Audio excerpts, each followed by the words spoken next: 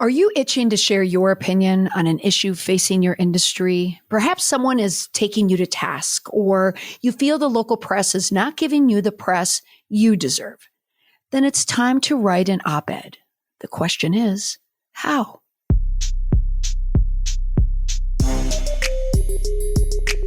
Welcome to the Indestructible PR podcast, where we use current events and tested media and PR strategies to help you manage a crisis and build an indestructible reputation. In this episode, I am speaking with an expert who helps clients draft and publish opinion pieces in local or national news outlets. Chad McLeod is the owner and principal of McLeod Communications. Chad and his firm are known for their ability to take complex issues and create simple messages that connect with people, specifically in the opinion area.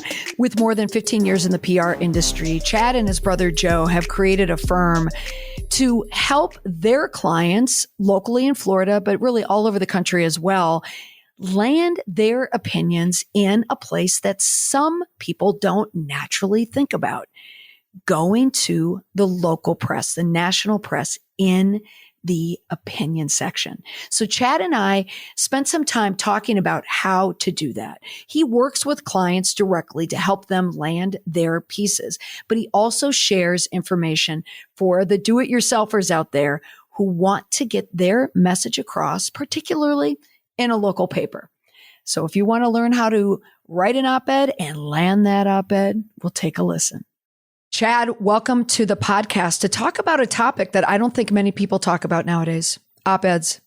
Thank you, Molly. I'm excited to be here. I like to talk about op-eds, so I may be one of the few who still talks about them a fair amount these days. And I'm more than happy to share with you and your listeners some insights and things that I know and practice when it comes to op-eds. Fabulous. And that's the reason why I wanted to speak with you, because working in the communication PR mix, I don't hear this as a tactic as much nowadays, as opposed to back in the day, when I started, in the 90s, early 2000s, when that seemed to be more top of mind with leaders, and people kind of forget about it. But there are people like you who specialize in this very niche part of public relations. And I still think a very formidable one for managing a message or an issue. Wouldn't you agree?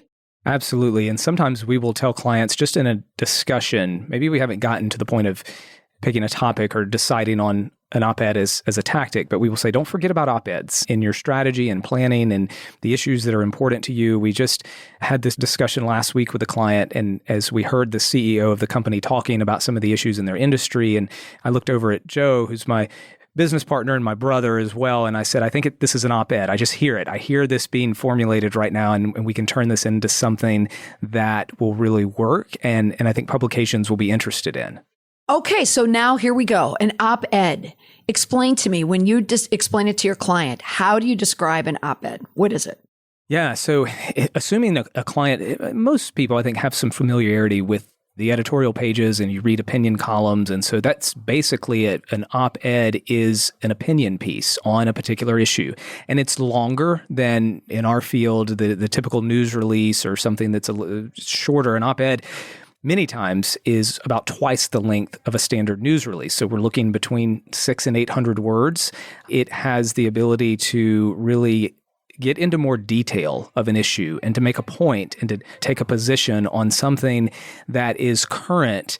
And that can be a range of things. And it can be if there's an issue that is in the national debate, if there's something that's in an industry that people are talking about, there are oftentimes opportunities for an organization to identify that and then to take a position and write a piece and offer a perspective that's a little bit different or that's unique that maybe other people haven't published before, and then submit that to a publication, a media outlet, in hopes that they will run it, be interested, and publish that. Now, so the op-ed, the initial name originally meant opposite the editorial page. Now, a lot of times people we'll call it an opinion editorial piece, but the original meaning was opposite the editorial page. So you had the newspaper editorial writers who wrote their own column, and then on the opposite side was someone who's outside of the newspaper. It's a guest who's writing, and so that's where that term op-ed came from. Now, And this may be more information than most people want, but several years ago, the New York Times said, we're doing away with the term op-ed, and we're going to call it the guest essay, which is probably more appropriate for what it really is. You are a guest. You don't work for the publication. You're not a reporter or writer for their editorial staff, but you are writing this column for their publication. Okay, so since most people don't know that op originated as opposite, is it still now considered an opinion piece from someone in the private sector? It's very much still an opinion piece. And I think that's one of the main ingredients that we look for as op-ed writers for clients is there has to be an opinion in there somewhere. So you take a position on an issue, and sometimes that opinion is stronger than others, but it's some things that an op-ed is not. It's not your standard blog post. It's not a promotional piece. It's not something about a new product or service. It can be an opportunity to feature your organization in the work that you do, but in the context of a broader issue of the opinion that you're offering. And that's an important distinction because we've had clients come to us before when we've worked with them on op-eds in the past and say, oh, I've got an idea, or sometimes I've even written something out, a first draft. We want to run this as another op-ed. We want to do another one because we liked the first few that you did and we're able to get those published.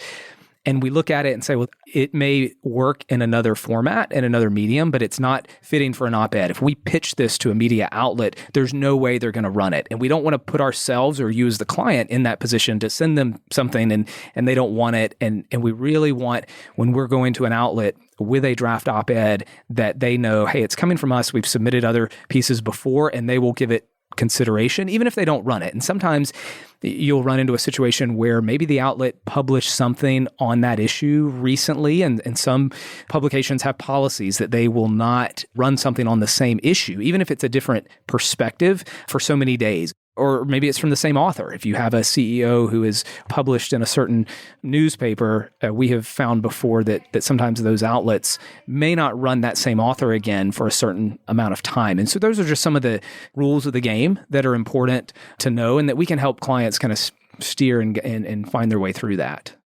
Now, Chad, your firm, McLeod Communications in Florida, you happen to work in an area where there are never any issues. No one ever talks about Florida or things happening in Florida ever. But let's say, for instance, that something was bubbling up. I noticed at the time of this recording, Governor Ron DeSantis has a now picketing and protesting, signing a bill into law. What if there is a client that wants to chime in on an issue like that? You working as a communication advisor, is there some type of initial vetting that happens first where you determine what is the right topic to start writing an opinion piece? Absolutely. What a great question, Molly. And thinking about a number of different issues that many times have connections to legislative efforts or legislation that's being discussed, debated, actions by a governor, presidential administration, different kind of political connections. And so for us, there's always that initial discussion of, and I think this kind of gets back to just the practice of PR, but what are your goals as an organization? What are your goals as a client? If you think you might want to chime in and want to be public, what are you hoping to achieve with that? What if we publish the opinion that we're hearing you voice and what you think you want to say, if that is published, and then there's a lot of attention on it and people see that and share it, and your organization is now part of that discussion, what does that look like for you and your other messaging efforts? How does it support if you have a legislative strategy? Lobbying efforts, can this be complementary? Sometimes we work in that as well. And in fact, I think some of the early op-eds that we did for a client were part of a legislative strategy, just to try and really be part of the discussion, but hoping that opinion leaders and lawmakers and people who would be reading the opinion pages, editorial pages, would see the perspective of the client and why they felt a certain way about legislation. So I think oftentimes those go hand in hand, but then there are issues sometimes where maybe the stakes are high and you have to walk through, do you want to publish an op-ed, or is there another way that you want to engage on this issue that might be more effective? Chad, have you ever told a client after they've written an op-ed or they want to, that they shouldn't do it? It's not the right channel for them? We have, and I think most of the time it's just been the wrong, as you said, channel. It's light on opinion, or there's not a strong perspective or a tie-in to an issue, to a current issue. And we will either say, can we rework this? And let's make it stronger. Let's find an issue that would fit for your organization. Or let's just find another place where we can publish this. Is it somewhere on your website? Do you have an e-newsletter? Do you want to do something that maybe it just goes to your customers, your audience that you already have, versus trying to make this an op-ed? Let's go to the basics. Let's go right to the beginning. Sure. When someone decides that they want to do this, how do you start? How do you begin? What's the formula for creating the perfect op-ed? I wish I could say we have a toolkit that has an exact formula that we use every time. And I will say, so I mentioned my business partner, who is Joe, my brother. So you've got two brothers here in Florida who are in the PR business and in a business together. And that's an interesting dynamic in and of itself. And we get along well most of the time, but like any business partners or siblings, we have times where there are disagreements. There are times where Joe will say, I think this makes a good op-ed. And I will say, I don't think it does. And so we argue behind the scenes before we get to the client to say, okay, here's what we recommend. Now, having said that, he is very good at this. In fact, Joe in college just decided, he said, I think he was into reading newspapers and opinion pages. And he said, I think I'm going to try and publish an op-ed. And so he picked a topic. And I believe the first one was the Palm Beach Post. He was in college down in West Palm Beach and it got picked up. And so that was his first entry into this world. And so over time, he brought me into it and we have just developed it. But it may look a little different depending on where the client and the organization is in the process. Is there an issue that exists that they're involved in, where there's a strong position and it just makes sense? Or is it more of kind of it's an idea, but it's loose and they haven't put a lot of details to it? We always sit down and get as much information about what they envision. And then we go back to the drawing board and really just try and frame out some of the major message points that would be I would say, building blocks for that op-ed to see, is there enough here that we can write? The sweet spot is about 700 words. So I mentioned 600 to 800. We have submitted, so this is another interesting thing sometimes, is we'll had a client who sent us a draft op-ed. They had already written most of it, which we tell people, like, that's what you hire us for. We can get on a phone call and then come away and bring a draft back to you. But as you, I'm sure, experience from time to time, clients may want to take the first stab at writing something and send it to you. And we had a client send us a draft that was about 1,200 words. And so we said, well, there's a lot here, but we've got to really pare this down to under 800. But even that, we have had outlets come back to us when we've submitted something that's 800 words and say, if you can get this down to 725 or 700 words, then we'll run it. But it's getting a little bit long once you get over 750 words. And so when they're publishing it nowadays, like when I see it in print, I think of the Sunday paper. I think of the editorial section where they will list all the opinion pieces there. They land online, correct, with your clients? So you'll see them in the paper edition and traditional, and then they'll live online, which is obviously even better for SEO and long-term internet visibility, correct? For sure. And there are some outlets that are digital only. And so, whether that's Huffington Post or there's some outlets here in Florida, floridapolitics.com is one that is only online, but they will publish op-eds from time to time. And so there's some real value in those, even if there's not a traditional print copy that is delivered. But for most of the outlets, yes, there's still the opportunity to be published on both sides. So, Chad, what if someone does not have someone like you or your brother Joe around to help them draft an op-ed? So if they're sitting down and they decide in their local community, they're dealing with an issue, perhaps there might be an issue where they feel the press might be leaning towards the opposition on this, that they want to start framing their issue. And if they have to sit down, what type of formula are you going to give the DIY type of op-ed? How are they writing it? What's the structure? Yeah, that's a great question. And so I think there's several things to consider. And one would be just to distinguish between an op-ed and a letter to the editor. What's the difference? And those, depending on the paper, the publication will usually provide a lot of detail on letters to the editor. Now, sometimes the op-ed takes a little more digging, or they may not even advertise what that criteria is. But for a letter to the editor, it's usually 200 words or less. It's a lot shorter. And there's an opportunity for a citizen, an engaged resident, just someone who has a perspective they want to offer. It's an easy win many times to be able to publish your point of view in the form of a letter to the editor. The op-ed, and it doesn't have to be necessarily a CEO or the leader of an organization, but I do think it helps if there's credibility on the topic.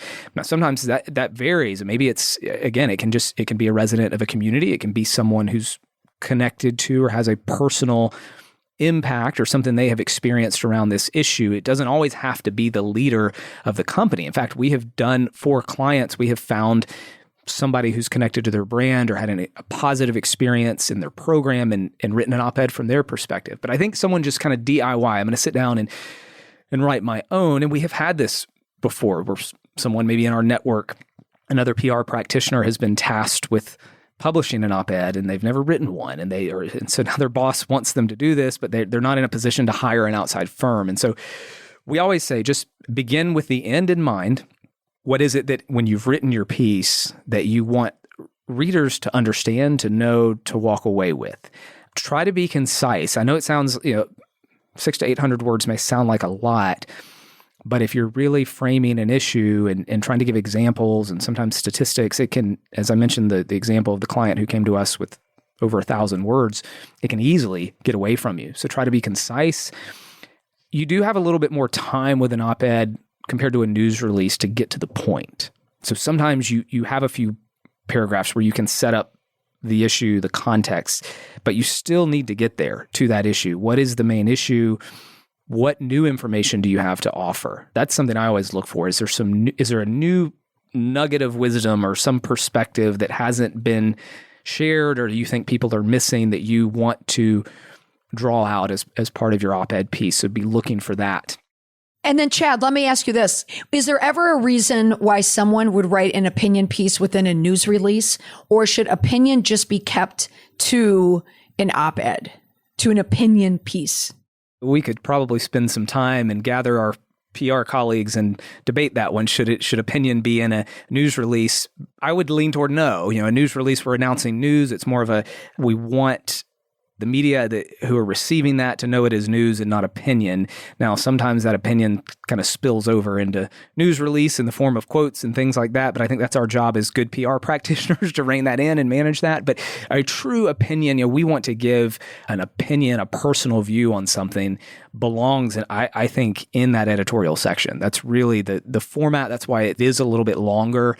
A good tip that I give for people is pick a publication and read the editorials, read the op-eds that are being published, and kind of get a sense for the style, the types of issues, the way that they're written, because it is different. The style is different than that hard news, inverted pyramid news release format that doesn't apply necessarily to the op-ed. And different writers may sound a little bit differently, and that's okay, but that helps just to read that type of the format and get a feel for it. What do you think? And here's going to be my last question before we wrap up. Is there some hook or some trick or tip that you notice that works for publication? Is there something that is embedded in an opinion piece that they're going to run it? It always helps if it is a current topic that people in your community, your media market, the state, the nation are talking about right now. And if your organization has a connection to that, if you have a perspective, that makes it timely and it makes it relevant. Doesn't guarantee publication, but that's a good starting point. Because if you pick an issue that no one's talking about, it's not impossible, but I think the threshold is a little bit higher to try and get the attention of an editor. Now, it still may be a very important issue, and you can make that case and get there. But I do think that having an issue that is current, that's part of the debate, again, depending on which outlet you're trying to pitch, whether it's a regional issue, statewide, or national, or even international. And I think having personal stories and connections, and when I say connections, it's connection to the issue, but offering that perspective of what you have seen, what you have experienced, and can harness that as a storyteller in the op-ed format, that makes it really powerful. And so if you've got something that, okay, we've got the issue, and we know that's going to be appealing to the editors, and we've also got the way we've told the story and its impact and its personal, the experience of the author, that's a powerful recipe. And so for us, when we have all of that, it's rare that we can't get it published somewhere. In fact, we really, as a firm, pride ourselves on that and being successful. And that's because we try to have a high standard for what we will pitch and the types of op-eds that we will actually go to the media and pitch those, and not just anything that's coming our way or maybe the client's initial idea of what they think would be a good op-ed.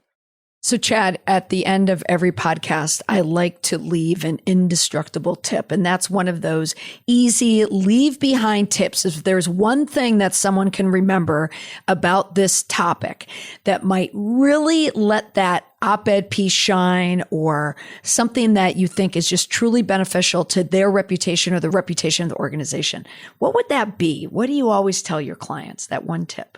I love that question. And I should remember that because I've listened to a couple of your episodes, but I should have known that was coming at the end. You should have known. And had I prepared it, because I realized in the questions, I did not give you this. So you are on the spot, Chad.